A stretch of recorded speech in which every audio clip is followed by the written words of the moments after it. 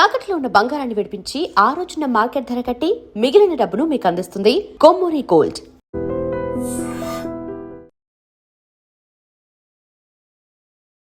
నమస్తే అమ్మా. నమస్తే అమ్మా. అమ్మా, ఈరోజు మనం చేసే పని రేపటికి ఉపయోగపడుతుంది. చిన్న విత్తనం నాటుతాం, అది కొద్ది రోజులకి పెరిగి మొక్కై వృక్షమై ఫలాలనో పళ్ళనో మనకి ఇస్తుంది, పూలనో ఇస్తుంది.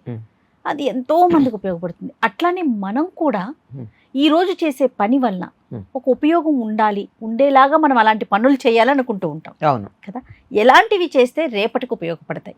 అసలు దీన్ని మామూలుగా చెప్పాలంటే కర్మ సిద్ధాంతం అని చెప్పేస్తాం. అంతే అంతే కదా.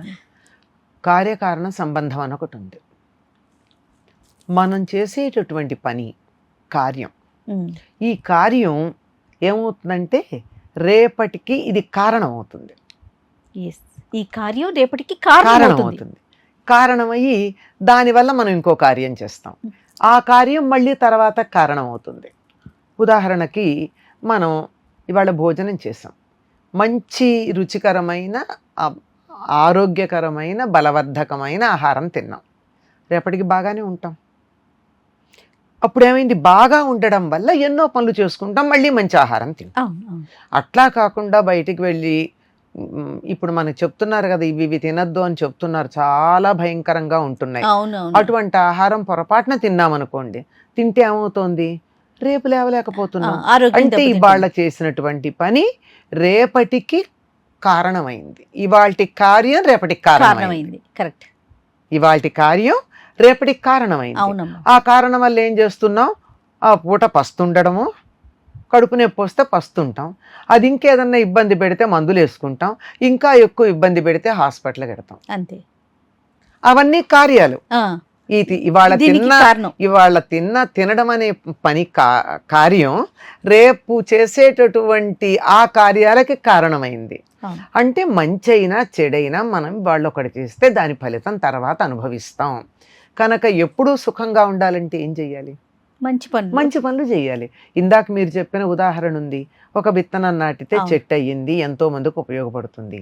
కానీ ఇది మనకి ఎంత జరిగిందండి, మన పూర్వులు మామిడి చెట్టు వేస్తే కదా మనం ఈనాడు మామిడి పళ్ళు తింటున్నాం.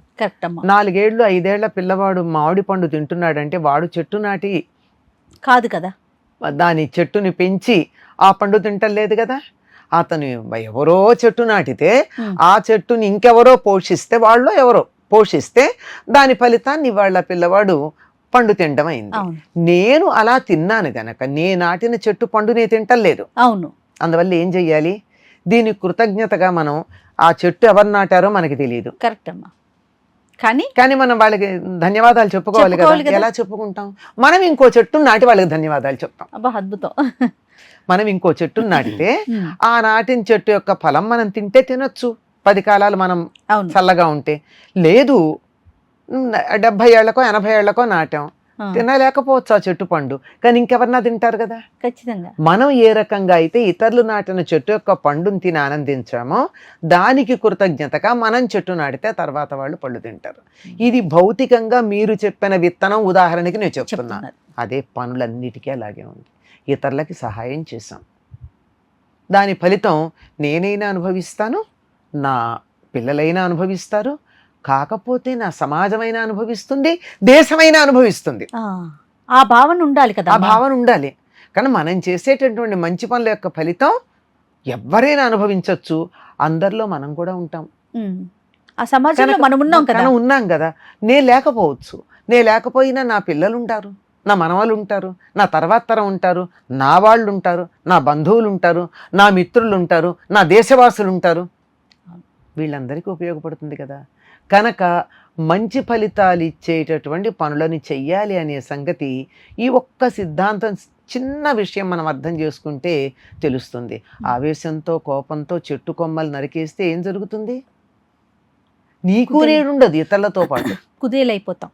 అంతే కదా, నీకు కూడా ఉండదు, అందరితో పాటు అయిపోతావు. కనుక ఎప్పుడూ కూడా వీలైనంత వరకు మంచి పనులు చేద్దాం. ఈ మంచి పనులు ఎందుకు చెయ్యాలి, ఏదీ చేయకుండా ఉండలేం కదా. కాబట్టి చేసేదేదో మంచిదే చేద్దాం. ఖాళీగా కూర్చోగలమా, ఏమీ లేకపోతే ఏం చేస్తున్నావంటే చాలా మంది చెప్తారు ఏం చెయ్యట్లేదంటారు. ఏం చేయట్లేదా, చేయకుండా ఎట్లా ఉన్నా గాలి పీలుస్తున్నావు కదా. నువ్వు తిన్నటువంటి ఆహారాన్ని అరిగించుకుంటున్నావు కదా, నీ బుర్రలో ఆలోచన ఉంది కదా, అక్కడ కూర్చుని ఎవరు పెడుతున్నారో వీధిలో శబ్దం ఏమిటో ఆలోచన చేస్తూనే ఉన్నావు కదా, ఆలోచన అన్న పనన్నా చేస్తున్నావుగా, ఏం చేయకుండా ఎక్కడ ఉన్నావు? కనుక ఆ చేసేది ఏదో మంచి చేయొచ్చుగా. వీధిలో పోయే శబ్దాల గురించి ఆలోచించే బదులు 10 మందికి మంచి జరగాలి, దేశం బాగుపడాలి, యుద్ధం ఆగాలి, ఇలాంటి ఆలోచనలు చేయొచ్చు. కరెక్ట్ అమ్మా. అంటే ఈ రోజు అనేది రేపటికి ఉపయోగకరంగా ఉండేలాగా మర్చుకోవాలి కదా. అంతే. ఇంకో సంగతి ఏమిటంటే, ఈ రోజు రేపటికి ఉపయోగపడేటట్టు ఉండేట్టుగా మనం చేసినప్పుడు ఇవాళ కూడా ఆనందంగా ఉంటాం. ఖచ్చితంగాను. అది మర్చిపోతున్నారు. అవునమ్మా. రేపటి గురించి చేసేది, రేపేదో ఆస్తి సంపాదిస్తాను, మరోటి ఆలోచించి వాళ్ళ మీద పగట్లా తీర్చుకోవాలి, వీళ్ళని ఎట్లా అణగదొక్కాలి, ఈ దేశాన్ని ఏం చెయ్యాలి, ఆ వాళ్ళ ఖాందానే లేకుండా చెయ్యాలి, ఇలాంటి ఆలోచనలు చేస్తే ఆ మొహంలో తేడా కనపడుతుందా లేదా? అలాంటి ఆలోచన చేసిన వాళ్ళకి లేదు. అందరూ బాగుండాలి. ఎవరిలో ఎక్కడ ఏ దురాలోచన కలిగినా ఆ ఆలోచన పోతే బాగుండు. 10 మంది మేలు గురించి అందరూ ప్రయత్నం చేస్తే బాగుండు. నా వల్ల నాకు ఏదైనా చేత అయితే చేస్తా, లేవలేను, వీధిలోకి వెళ్ళలేను, యుద్ధం చెయ్యలేను, 10 మందిని కూడగట్టుకోలేను, కానీ నేనేం చేయగలను? వాళ్ళ మనస్సులు బాగుండాలని ప్రార్థన కోరుకోగలను. ఈ పని తపస్సు అంటే అంతే కదా. అవునమ్మా. 10 మంది మేలు కోసం చేసినటువంటి అరణ్యాల్లో కూర్చొని చేసిన వాళ్ళు చేసిన తపస్సు వల్ల కళ్యాణం కోసమే, లోక కళ్యాణం కోసం చేసేదే కదా. కనుక సర్వేజన సుఖినోభవంతో అనుకుంటూ ఉండండి. ఆ మాటల్లోనే ఉంది. ఆ పదం అర్థం మాట నుంచి దానికి వాడినటువంటి అక్షరాలు ఉన్నాయే, ఆ అక్షరాలకు ఉన్నటువంటి శక్తి ఇంత అంతా కాదు. ఇది సర్వేజన సుఖినోభవంతో అన్న దాంట్లో అది ఉచ్చరిస్తూ ఉన్నప్పుడు వచ్చే సౌండ్ వైబ్రేషన్స్ ఉన్నాయే, వాటికి వాతావరణాన్ని పాజిటివ్ గా మార్చే శక్తి ఉంది. అందుకని ఆ మాట అనాలి. చాలా మంచి విషయం ఇది. మనం కావాలంటే సర్వేజన సుఖినోభవంతో అనుకుంటూ ఉందాం, అందరూ బాగుండాలని అనుకుందాం. పోనీ తెలుగులో చెప్పుకోవాలంటే అందరిలో నేను కూడా ఉంటాను కదా, నా వాళ్ళందరూ ఉంటారు కదా, అంచేత ఏదో ఒకటి బాగుండాలని ఆలోచిద్దాం. ఇవాళ చేసే పని రేపటికి ఎట్లా ఉపయోగపడుతుందని ఆలోచిస్తాం. ఇంకా చాలా ప్రాక్టికల్గా చెప్పాలంటే, మన వాళ్ళు పూర్వకాలం ఏం చేసేవారమ్మా, బావి దగ్గర నీళ్లు ఉండేవి, బావులు ఉండేవి, బావి దగ్గర పనులు చేసుకునేవారు. ఆ పనులు చేసుకుంటే నీళ్ళన్నీ వెళ్ళి అవతల కాలువ గట్టి అవతలకి వెళ్ళేవి. వెళ్ళి అక్కడ ఏ అరటి మొక్కో పెట్టుకునేవారు, వాటిలో ఉండేవి. తర్వాత ఏం జరిగేది, కొంచెం దూరంగా వెళ్ళిన తర్వాత ఆ నేలలో ఫిల్టర్ అయ్యి బావి నిండా నీళ్ళు వచ్చేవి. ఇప్పుడు అట్లా కాకుండా అక్కడ నీళ్ల వాడకం లేకుండా బావుల్లో నీళ్ళన్నీ తోడేస్తే ఏమవుతోంది, ఎండిపోతుంది కదా, ఇంకిపోతుంది, బావులు ఎండిపోతున్నాయి. అక్కడ నీళ్లు పక్కన నీళ్లు వాడి అది నేలలోకి ఇంకితే, ఇవాళ మనం వాడిన నీళ్లు నేలలోకి ఇంకేట్టుగా చేస్తే రేపు మనకి నీళ్లు ఉంటున్నాయి. తేమ కనిపించట్లేదు కదా, కనిపించట్లేదు కదా, అంతా కాంక్రీట్ జంగిలైంది కదా. ఎక్కడ నీళ్లు పారబోసేటప్పుడు నేల ఉంటే నేల ఉన్న చోట వెతుకుని పోయండి, లేదా 4 కుండీలు పెట్టుకుని కుండీల్లో మట్టిలో నీళ్లు పోయండి, అవి ఆక్సిజన్ వస్తుంది మొక్కలకి. ఆ తర్వాత నేలల్లో మీరు కుండీలో నీళ్లు పోసినప్పుడు అవి అయ్యి వాతావరణంలో కొద్దిగా తేమ వస్తుంది. ఇలాంటివి చేయమని చెబుతాను. అలా ప్రతి చిన్నది కూడా ఉదాహరణకి చెప్పాను. ఇలా ఇవాళ వాడిన నీళ్లు నేలలో ఇంకేట్టు చేస్తే రేపు పొద్దున మనకి నీళ్లు ఉంటున్నాయి. ఇలా ప్రతి చిన్న విషయంలోనూ మనం గమనించుకున్నట్టయితే, ఈ ఒక్క సంగతి గుర్తు పెట్టుకుని గమనించుకున్నట్టయితే, హయ్యెస్ట్ ఫిలాసఫీ దగ్గర నుంచి నిత్యకృత్యంలో మనం వాడుకునే మంచినీళ్ళ దాకా అన్నిటికీ ఉపయోగపడతాయి. ఖచ్చితంగా. రేపటి మీద మీరు అన్నట్లుగా ఒక అవగాహన ఉందంటే ఈ రోజు చాలా చక్కగా వ్యవహరిస్తాం, జాగ్రత్తగా ఉంటాం. సంతోషం అమ్మా, నమస్తే.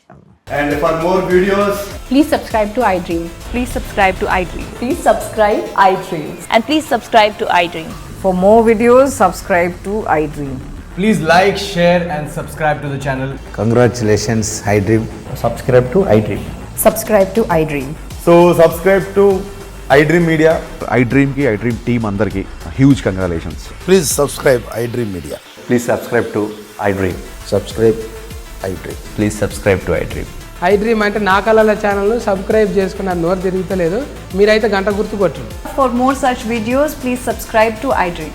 Subscribe to iDream. Please subscribe to iDream. Please subscribe iDream Media. Please do subscribe to iDream. Please subscribe to iDream Media. For best entertainment and information, please subscribe iDream. And don't forget to subscribe to iDream.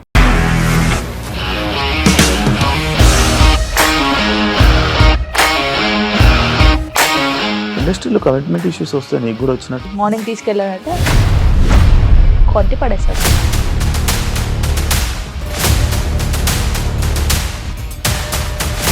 ఒక్కళ్ళు కూడా చూడలేదు ఈ cinema అని చెప్పడానికి కూడా చాలా ధైర్యం కావాలి. అది నిజం కదా, దాంట్లో ధైర్యం ఏంటి? ఇది నెక్స్ట్ డే ప్లేట్ మార్చేస్తే తప్పు కదా. As of now we are comfortable this అని నేను అనుకుంటున్నాను. రష్మిక గారిది మీది ఒకే ఊరు అంట కదా. నీకు కోపం వచ్చిందంటే బాగా తిట్టేత్తరా? తిట్టేద్దామండి. నిజంగా గేమ్ ని ఎలా చేంజ్ చేయగలిగారు? ఏపీఎస్ఎఫ్సి వాళ్ళకి 6 నెలల్లో నేను 6 లక్షలు కట్టా. బిజినెస్ చేయాలనుకుంటే it is as difficult as riding a tiger.